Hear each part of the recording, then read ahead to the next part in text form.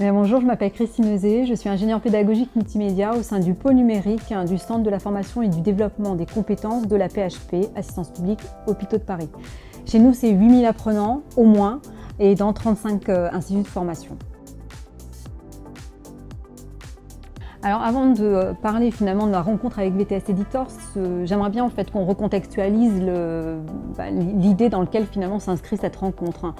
Dans le domaine de la santé, il faut savoir que le Programme national pour la sécurité des patients a décidé, en tout cas choisi, de renforcer la place de la sécurité des soins dans un contexte de formation, que ce soit formation initiale ou continue, et de faire de la simulation la méthode la plus efficace, la méthode prioritaire, pour pouvoir finalement mettre à profit un principe éthique qui a été édicté, qui est celui de plus jamais pour la première fois sur le patient. Alors de la simulation, dans le domaine de la santé, on en a tout le temps fait.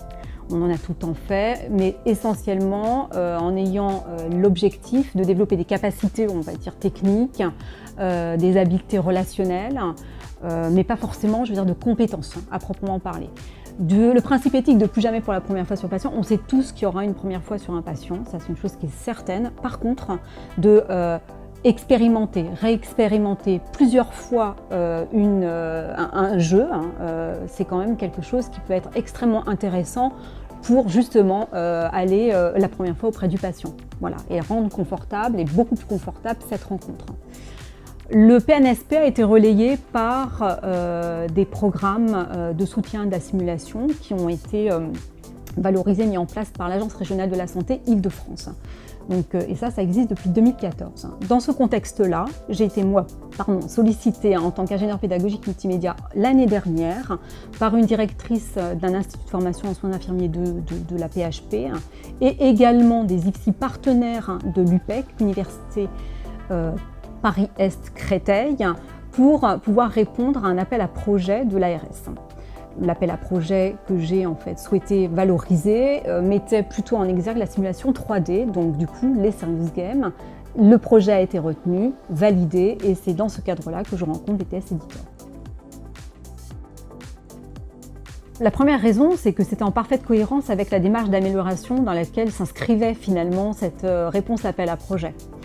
Donc ça c'est déjà juste essentiel. La deuxième raison, c'est que les expériences permettent des situations d'apprentissage fortement contextualisées avec des niveaux de complexité différents. On peut en fait complexifier en fonction finalement de l'avancée de l'apprenant son expérience et dans un cadre réglé en tout cas et protégé du jeu. Et ça c'est important pour répondre et en écho justement à ce jeu plus jamais pour la première fois sur le patient, de permettre à l'apprenant de faire des erreurs et de permettre à l'apprenant d'apprendre de ces erreurs. L'autre élément qui aussi était important, c'est la banque d'avatars que vous pouvez en fait proposer, que VTS propose, avec des soignants disponibles dans cette banque d'avatars, gratuitement en tout cas, et des décors également qui sont possibles d'exploiter dans le cadre de nos expériences. Et ce qui m'avait aussi séduit, c'est cette possibilité de décors personnalisables, afin de garantir quand même une immersion totale et la fidélité à des situations que les apprenants vont être amenés à rencontrer. On sait que dans le cadre de la simulation, la fidélité à la situation de référence est importante pour pouvoir faire rentrer l'apprenant dans le jeu.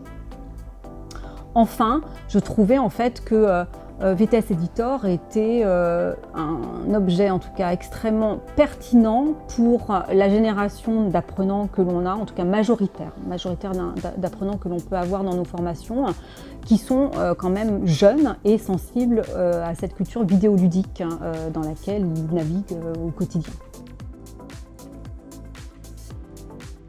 Le premier bénéfice que je peux voir, c'est celui de l'autonomie. N'importe qui quasiment peut élaborer et développer ses projets, et quand je dis ces projets, ils peuvent être nombreux dans la mesure où la licence annuelle permet de développer autant de projets que l'on souhaite. Ça c'est la première chose et ça me paraît quand même essentiel. La deuxième chose, c'est l'usage qui est simple, avec une interface ergonomique, accessible à tous.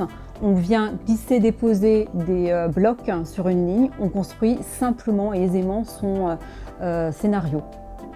La troisième chose, c'est le déploiement facile sur VTS Player des expériences et donc une accessibilité garantie et facilement à nos apprenants.